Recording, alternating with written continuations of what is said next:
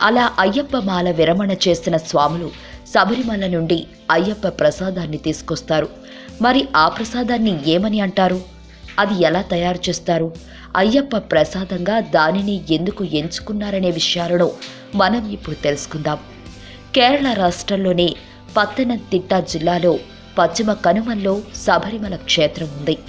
కార్తీక మాసం నుండి మాలాధారణ ధరించి 41 రోజుల పాటు అత్యంత భక్తి శ్రద్ధలతో అయ్యప్ప స్వామి దీక్షను పూర్తి చేసుకుని ఇరుముడిని కట్టుకుని స్వాములు శబరిమలకు వెళతారు. ఇదిలా ఉంటే శబరిమలలో స్వామివారి ప్రసాదంగా ఇచ్చే దానిని అరవణి ప్రసాదం అని అంటారు.